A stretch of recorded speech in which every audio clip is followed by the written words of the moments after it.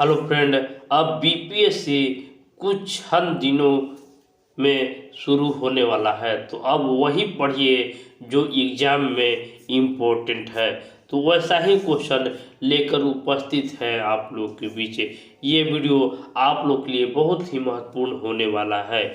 तो बिना टाइम गवाए शुरू करते हैं हम अपना सेट का सीरीज। देखिए, इम्पोर्टेंट क्वेश्चन आप लोग के बीच है कि द्वितीय बौद्ध संगीति 383 ईसा पूर्व में काला शोक के शासनकाल में हुई थी। इस संगीति के अध्यक्ष कौन थे? तो देखिए, संगीति के अध्यक्ष का मैंने आप लोग को ट्रिक बहुत मस्त ट्रिक दिया है, मस्ती मित्र। तो स से होता है सर्वकामी, तो मस्ती मित्र।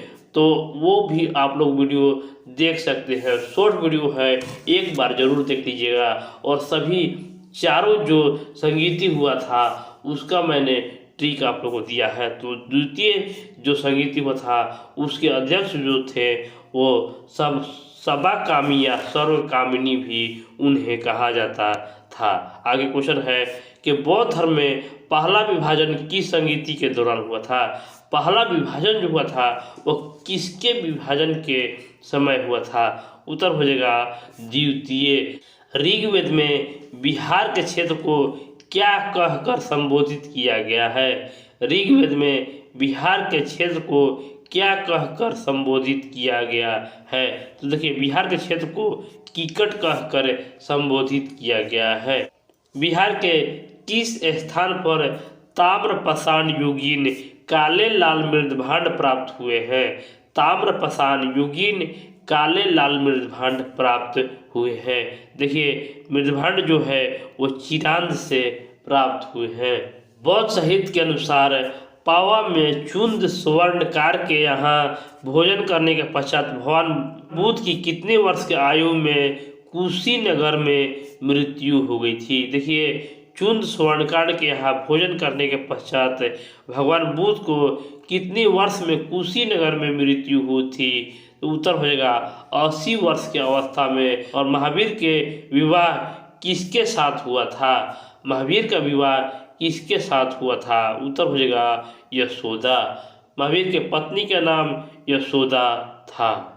महावीर ने कितने वर्ष की अवस्था में गृह त्याग किया था? महावीर ने कितने वर्ष की अवस्था में गृह त्याग किया था? तो ये था लगभग 30 वर्ष की अवस्था में वह गृह त्याग किया था। महावीर ने पहला उपदेश कहाँ दिया था? महावीर ने पहला उपदेश कहाँ दिया था? महावीर जो थे वो पहला उपदेश जो राजगीर में दिए थे, वहीं गौतम बुद्ध के बारे में पूछे तो पहला उपदेश वो सारनाथ में दिए थे। और आगे क्वेश्चन है कि प्रथम जन सभा का आयोजन पाटलिपुत्र में हुआ था। इस सभा का जैन धर्म श्वेतांबर और दिगंबर दो भागों में विभक्त हो गया था। इसका समय क्या रहा था? भागों में विभक्त हो गया था श्वेतांबर और दिगंबर, उसका समय क्या था? तो उत्तर होगा यह 322 से 329 ईसा पूर्व के यह समय था। और सिद्धार्थ महात्मा बुद्ध के माता पिता का क्या नाम था? महात्मा बुद्ध के माता पिता का क्या नाम था? देखिए, माता का नाम था माया देवी और पिता का नाम सुधोधन था। सूचीबद्ध था। सूची 2 को सम्मिलित कीजिए तथा सूचियों के नीचे दिए गए सही कूट को चुनिए। प्रथम बौद्ध संगीति 483, द्वितीय बौद्ध संगीति 383 और तृतीय बौद्ध संगीति 250 ईस्वी और चतुर्थ बौद्ध संगीति का प्रथम अथवा द्वितीय शताब्दी में। सूची 2 है राजगिरी, वैशाली, पाटलिपुत्र और कुंडलवन। तो इसका भी मैंने आप लोग को ट्रिक दिया था। राजा की साली को पटा कर ले गया कुंडलवन, यानी राजा की साली, तो राजा से हो जाएगा राजगिरी। तो प्रथम बौद्ध संगीति जो हुआ था वह राजगिरी में हो जाएगा, यानी एक का एक हो जाएगा, यानी सी इस प्रश्न का उत्तर नहीं होगा। अब देखिए, राजा की साली मतलब कि वैशाली। तो द्वितीय बौद्ध संगीति जो हुआ था वो वैशाली में हुआ था, यानी 2 का 2। तो देखिए इसमें बी भी हमारा कट गया, 2 का 2। अब तृतीय बद्ध संगीति जो है राजा की साली पाटली यानी पाटलिपुत्र में 3 का 3 हो गया। यहाँ से 3 का 3 देखेंगे तो ऑप्शन डी इस प्रश्न का उत्तर हो जाएगा। इस तरीका से आप लोग याद कर सकते हैं कि राजा के साली के पाटली को पटाक कर ले गया कुंडल वन। बिंबिसार मगध की गद्दी पर कब बैठा था? बिंबिसार जो था वो मगध की गद्दी पर कब बैठा था? उत्तर हो जाएगा 545 ईसा पूर्व में बिंबिसार मगध की गद्दी पर बैठा था। और बिंबिसार के मृत्यु के बाद 493 ईस्वी में अजातशत्रु मगध की गद्दी पर बैठा। उसका उपनाम क्या था? अजातशत्रु का उपनाम कुनिक था, कुनिक नाम से बैठा था। अजातशत्रु ने मगध पर 32 वर्ष तक शासन किया। वह किस धर्म का अनुयायी था? अजातशत्रु किस धर्म को मानने वाला था? उत्तर हो जाएगा जैन धर्म को। अजातशत्रु जैन धर्म को मानने वाला था। और उदयभद्र के बाद मगध की गद्दी पर कौन बैठा था? उदयभद्र के बाद मगध की गद्दी पर कौन बैठा था? उत्तर हो जाएगा अनिरुद्ध।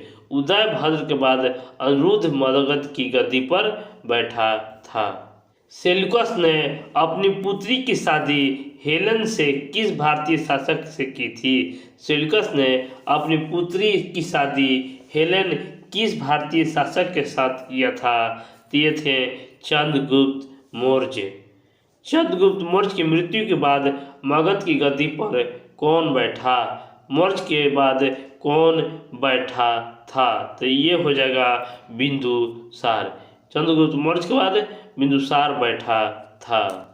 बिंदुसार किस धर्म का अनुयायी था? बिंदुसार जो था वो किस धर्म का अनुयायी था?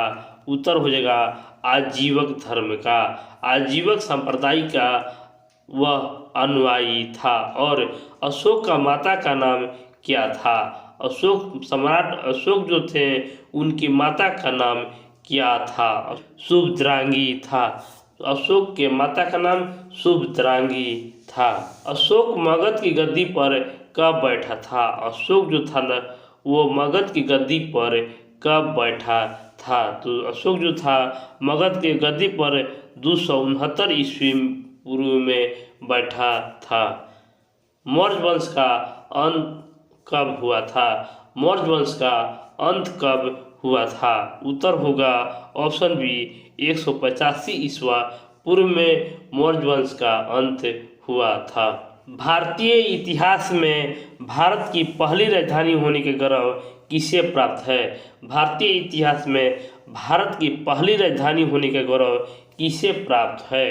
देखिए भारतीय इतिहास में भारतीय पहली राजधानी पाटलिपुत्र को प्राप्त है। सबसे पहला राजधानी जो था वो पाटलिपुत्र में था। और नेक्स्ट क्वेश्चन जो है महावस्तु नामक बौद्ध ग्रंथ में राजगीर में 2री शताब्दी ईसा पूर्व में कौन सी प्रकार का शिल्पियों का वर्णन है? कितने प्रकार की शिल्पियों का वर्णन है? तो ये हो जाएगा 36 प्रकार की शिल्पियों का वर्णन है। बिंबिसार के दरबार में उस वास्तुकार का नाम बताइए जिन्होंने राजगिरी की राजधानी बनाने का निर्णय लिया था। बिंबिसार के दरबार में वह कौन था जिसे राजगिरी में राजधानी बनाने का निर्माण किया था? उत्तर हो जाएगा महागोविंद। महागोविंद ने यह निर्णय लिया था। और सुल्तानगंज के अजगैबीनाथ मंदिर तथा कहलगांव के समीप गुफाएं किस काल में निर्मित हुए थे? सुल्तानगंज के अजगैबीनाथ मंदिर और कहलगांव के समीप गुफाएं किस काल में निर्मित हुए थे? उत्तर हो जाएगा गुप्त काल में। 1197-98 में मगध पर बख्तियार खिलजी का प्रथम आक्रमण हुआ। इस दौरान उन्हें किस नगर की स्थापना की थी? देखिए आक्रमण हुआ था, इस दौरान किस नगर की स्थापना किया था? इसका उत्तर हो जाएगा ऑप्शन सी बख्तियारपुर। बख्तियार खिलजी का प्रथम आक्रमण हुआ, इस दौरान उन्होंने बख्तियारपुर नामक एक नगर बसाई थी। और विक्रमशिला विश्वविद्यालय के प्रमुख विद्वान कौन थे?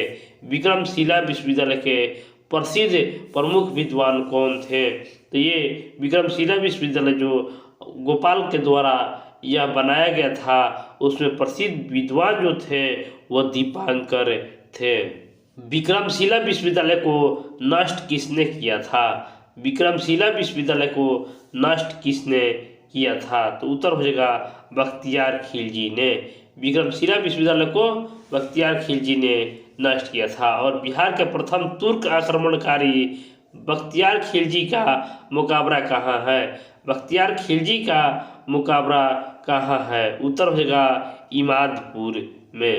पटना के सादिकपुर परिवार के सदस्यों ने वहाबी आंदोलन के किस नेता को अपना आध्यात्मिक नेता माना था?